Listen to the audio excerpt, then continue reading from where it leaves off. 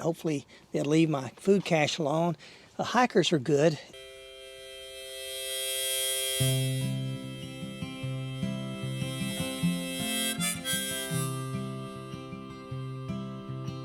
Well, okay, it's starting to get real. Getting ready to load up the car, and then we're going to drive over to Arkansas and spend the night with my brother-in-law, sister-in-law. Tomorrow morning, get up, drive out to the trail and cache some food. I want to show you how I'm doing that. I have these 3-gallon buckets, and these are really good buckets for this. And then I'm at Ozone, which is the second cache. At Ozone, there's no water there, so I'm going to also cache a gallon of water. Tell you a little bit about these buckets. This lid, it has this weather seal, and it's supposed to be odor proof. And then to break the seal, you actually have to open up this tab and peel that off in order to release this lid. So once it's shut, it's locked up. And then inside, I'll have a change of clothes, a battery bank, some snacks in here. Have a canister of fuel in each one. And then in this bag, there is 4 days of breakfast, lunch, and dinners. That fits in here. This goes inside in the bottom. And then this goes in there. And that goes on, and it pushes down and snaps in place. Have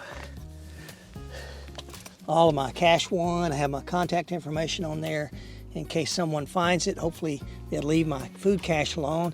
The hikers are good, and I'm expecting that they'll do that at about every 40-mile interval.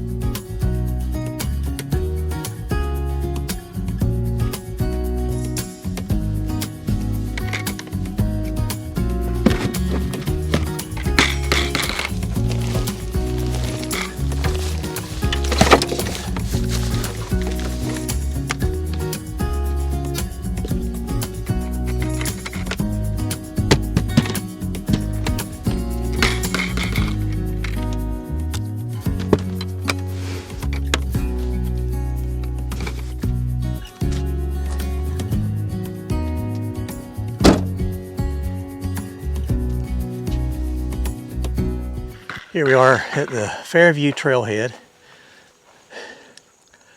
Food cache number 3 will be set here. And this is mile 123.8. Show you how I'm doing this.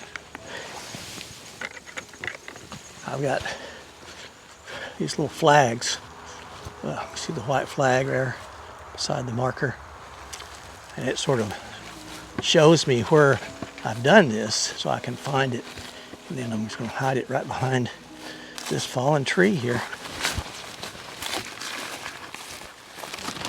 I'm just going to go right in here among these thorns, just like that. And that's where it'll be. Cache number 3 set. It's back in there, right behind that little fern tree. I started the furthest point out first, and then now we'll go to Ozone, where I'll drop off my second food cache. This is a great little spot. I think I'll just camp here when I come through. So my system for marking where I stash my food is sort of simple, but I need a system in order to find it again.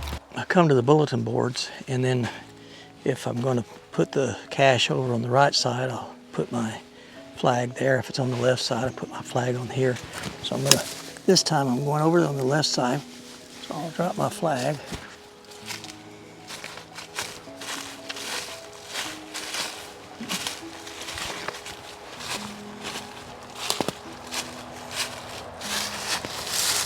Put a flag here at the end of this old tree.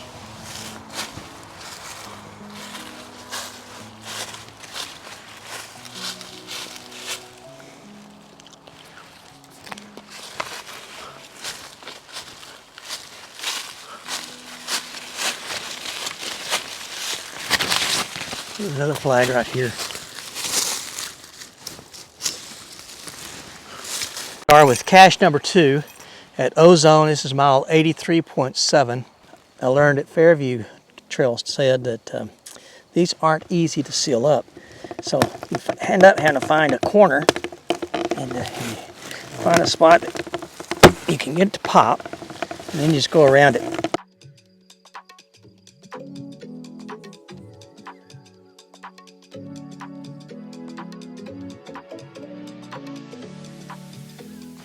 So that's the way you seal it.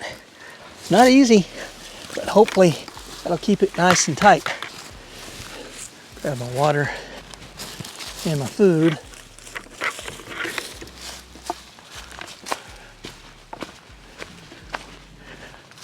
Follow my path down here.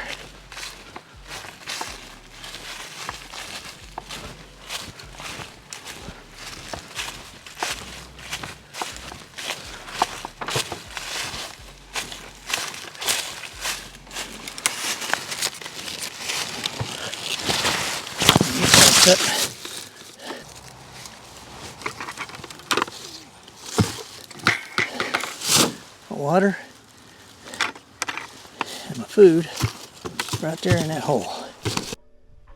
Okay, here I am at Erie Bend. This is where I'm going to put my cache number 1, which will be the last cache of the day. So I plotted out with my flags. I'll come over here.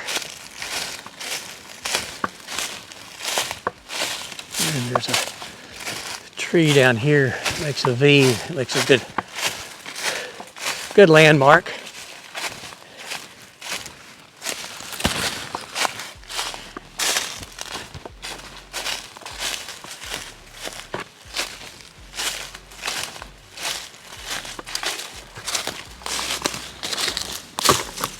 And set my cache right there from the trailhead. All you see is the little flags. Now that all my food is cached and I have 4 days worth in my backpack, get ready for tomorrow.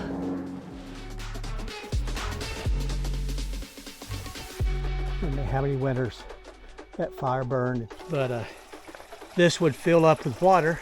Yeah, there's another chimney.